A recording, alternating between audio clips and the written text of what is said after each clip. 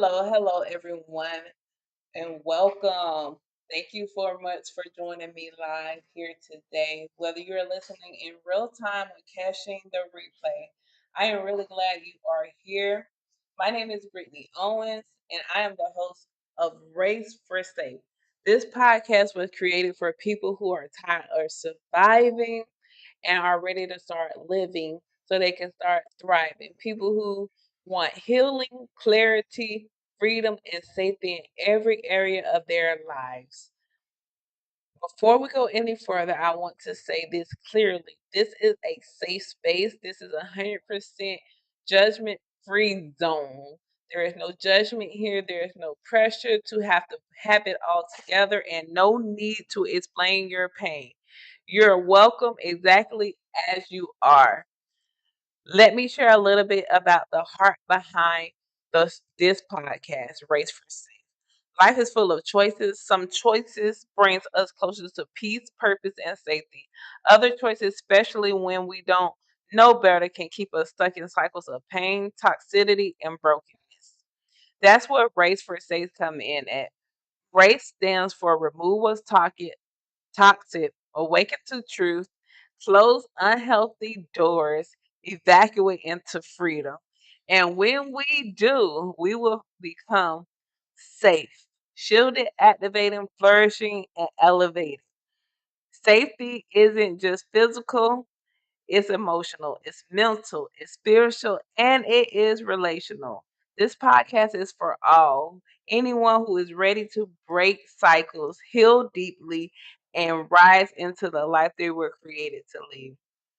Before we go any further, I want to take a moment to share a little bit about me because connections matter, and I never want to speak at you without first letting you know who I am and why this space exists. My name is Brittany Owens, and I'm not here as someone who has it all figured out. I am here as someone who has lived, learned, healed, and still grown. I've walked through seasons of pain, emotional strain, unhealthy relationships, and environments that were familiar but not safe. I experienced what it feels like to overgive, to stay longer than I should have, to silence my needs, and to confuse endurance with purpose. For a long time, I didn't realize I was running a race I never signed up for, one rooted in survival instead of safety. What I've learned is this: many of us was taught how to survive, but not how to live safely, freely, and whole. This podcast was born out of my own healing journey, learning how to identify toxicity, how to tell the difference between love and obligation, and how to choose peace even when it meant letting go. Grace for Safe came from real life moments where I had to remove things or people that were draining me, awaken to truths I didn't want to face, closed doors I kept reopening out of familiarity, and evacuate environments that were costing me my peace. And through that process, I began to experience what it truly means to be safe, shielded, activated, flourishing, and elevated, and to who I was created to be. I created this podcast because I know there are people listening who feel tired, stuck, confused, or emotionally unsafe. And you may not even have the language for what you're experiencing yet. This space exists so that you don't have to figure it out alone. I'm not here to tell you what to do. I'm here to walk along the side of you, share truth, offer tools, and create conversations that leads to healing, clarity, and freedom. If my story resonates with you in any way, just know you're not behind, you're not broken, and you're it's not too late to choose safety. You're right where you need to be. Now that you know a little bit about me and the heart behind this space, Race for Safe, let's talk briefly about today's topic before opening the floor for questions.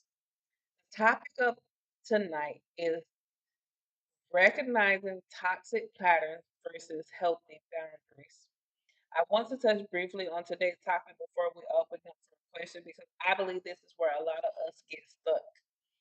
One of the hardest things to recognize is the difference between what's familiar and what's safe. Many of us grew up in environments marked by dysfunction, inconsistency, emotional neglect, or chaos. And because that was what we knew, it became normal to us. We learned how to adapt, how to survive, how to endure, but not always how to be safe. So we start calling dysfunction things like loyalty. We call emotional neglect strength. We call staying silent patience. And we call self abandonment love. Just because something has always been there, that doesn't mean it is healthy. And just because you survived it does not mean you're meant to stay in it. Toxic patterns don't always look dramatic or obvious. They're not always yelling, cheating, or abuse.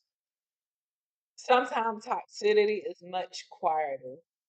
And that's why it's harder to identify. Sometimes toxic patterns look like constantly being misunderstood. You may explain yourself over and over, but you're still mischaracterized. Your intentions are questioned, your words are twisted, and no matter how clearly or gently you communicate, you walk away feeling unseen and unheard. Sometimes toxicity looks like always overgiving and being depleted. You're the one who shows up, checks in, fixes things, prays, support, and sacrifice. But when you need something, they're silent. You're praised for being strong, but you're never supported when you're tired.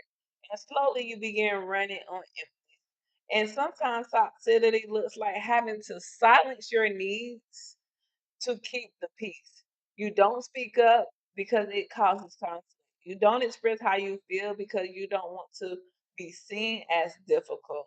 You swallow your truth to keep relationships intact, but in the process, you lose yourself. And sometimes toxicity shows up as feeling anxious, drained, or small after interactions. You weren't yelled at, nothing bad technically happened, but you leave the conversation feeling heavy, intense, or doubting yourself. Your energy shifts, your peace is disturbed, and your body feels what your mind keeps trying to rationalize away. That's because your body often recognizes danger before your mind gives it permission to. Healthy boundaries are not about punishment, they're about protection. Boundaries aren't walls to keep people out. They are filters meant to keep you safe. They help you preserve your peace, your clarity, and your emotional well being. Let me say this clearly because someone needs to hear it. Just because something or someone is familiar does not mean it is safe. Just because something or someone is familiar does not mean it is safe. Removing what's toxic doesn't mean you're cruel. Closing unhealthy doors doesn't mean you lack love. And evacuate into freedom doesn't mean you fail. It means you choose life, you choose peace, you choose joy, and most of all, you choose you. It means you choose healing. It means you choose safety. And that choice, while uncomfortable at first, eventually leads to peace, alignment, and freedom. Because when you stop betraying yourself, you finally give yourself permission to live. Now, I do want to open the floor for questions. This is a judgment free space. No question is too small, too deep, or too heavy. You can ask about relationships, boundaries, healings, faith, purpose, or recognizing toxic cycles. If you rather keep things general, that is perfectly fine too. Whatever is on your heart, this is a space for it. So as you get your questions together, I will go ahead and answer the questions that were sent to my inbox. The first question sent to me was, have I struggled with letting go of something? Yes, I absolutely have dealt with many things of letting go, and I knew that wasn't healthy for me. For me, letting go wasn't the hard part because I didn't know it was unhealthy. It was hard because it was familiar, and familiar became what I thought was safe. I stayed connected to situations and relationships longer than I should have because I kept hoping things would change, or because I felt responsible for holding everything together. I've struggled with letting go of dynamics where I was always the one carrying the emotional weight, being understanding, being patient, being strong, even when it was costing me my peace. I knew something wasn't right, but walking away felt like failure, or like I was giving up. And if you know me, I'm a fighter, and giving up is not an option. What I've learned is that something go isn't about quitting, it's about choosing yourself. And that's a lesson I'm still walking through in real time, in real life. The next question that was asked to me is, what does safety look like for you? And I can honestly say that right now, safety for me looks like peace over pressure. We like to use the term if it is remove it. So I am protecting my peace at all costs. It looks like being able to speak honestly without feeling like I have to brace myself for backlash. It looks like slowing down, listening to my body, and honoring when something doesn't feel right, even if I can't explain it perfectly. Safety also looks like choosing the environment, conversations, and commitments that don't drain me emotionally or spiritually. It means I don't have to perform, prove, or overextend just to be accepted. And honestly, safety for me right now is finding that rest, boundaries, and stillness are not signs of weakness, they're signs of growth.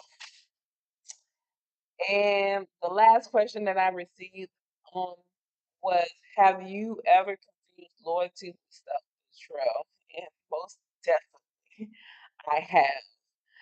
There were seasons where I thought being loyal meant staying silent, enduring discomfort, and putting my needs last, no matter the cost. I believe that if I just loved harder, prayed more, gained more grace, things would eventually get better and work itself out. But what I didn't realize was that in trying to be loyal to others, I was slowly betraying myself. I was ignoring my voice, dismissing my feelings, and minimizing my pain just to keep peace. Loyalty should never require you to abandon yourself. It costs you your voice, your peace, or your sense of worth. It's no longer loyalty, it's self betrayal. Learning that difference has been one of the most freeing and hard lessons of my life. I want to thank you all for joining me here today on Podcast Race for Safe. If any of this resonate with you, just know you're not alone and you're not wrong for wanting safety. Healing starts when we tell ourselves the truth. As we get ready to close, I just want to thank each and every one of you for showing up. Whether you ask a question, listen quietly, or caught this replay later, remember this: you don't have to run this race alone. Healing is possible, freedom is real, and safety is your portion. If this conversation resonated with you, I invite you to follow or subscribe to Race for Safe. There is so much more coming: real conversation, practical tools, faith based healing, and truth that empowers you to live free. Let's stop surviving. Let's start living. Let's start thriving. It's time to race for safe.